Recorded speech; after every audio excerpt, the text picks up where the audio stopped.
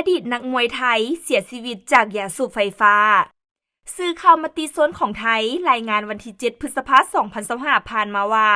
อดีตนักมวยชื่อดังในอำเภอสีเมืองใหม่จังหวัดอุบลราชธานีประเทศไทยเสียชีวิตอย่างสงบเมื่อวันที่4พฤษภาคม2025หลังจากป่วยหนักจากการติดเชื้อในกระแสเลือดโดยมีสาเหตุหลักมาจากการสูบยาสูบไฟฟ้าเป็นจำนวนหลายซึ่งส่งผลให้ปอดอักเสบและติดเชื้อซึ่งอาการเริ่มต้นของนักมวยคนดังกล่าวเริ่มจากมีอาการไข้คือเป็นไข้ทั่วไปแต่ป่วยจนทนบ่ไหวไข้ขึ้นสูงไอหุนแฮงจึงตัดสินใจไปพบแพทย์และกวดพร้อมกับเอ็กซเรย์พบว่าปอดขาวเกือบหมดหรือว่าได้ว่าเกือบจะบ่มีปอดแล้วต่อมา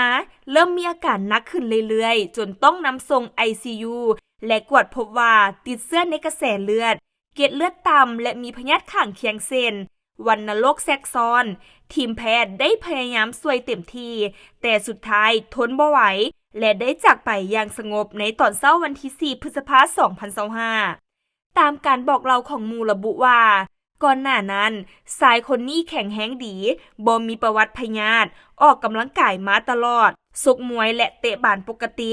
บ่น่าเชื่อว่าระยะเวลาหันมาสูบยาสูบไฟฟ้าเพียง2ปีเท่านั้นจะเฮ็ดให้ถึงชีวิตได้ขนาดนี้ในระหว่างที่เป็นไข้และไอหนักเราก็ได้สูบมาเรื่อยๆจึงเป็นสาเหตุที่พาให้ชายคนนี้จากโลกไปแบบบ่มีวันหวนคืนบ่คิดว่าจะไว้ขนาดนี้เพราะอายุยังน้อยพร้อมกับฝากเตือนถึงผู้ที่สูบยาสูบไฟฟ้า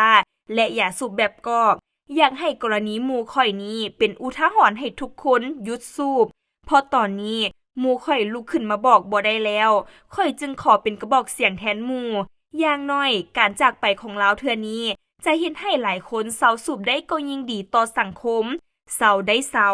ข่อยเองก็เคยสูบตอนนี้ข่อยตัดขาดทุกอย่างแล้วใช้ชีวิตให้ระวังเตือนคนอ้อมข้างและคนที่เจ้าหัก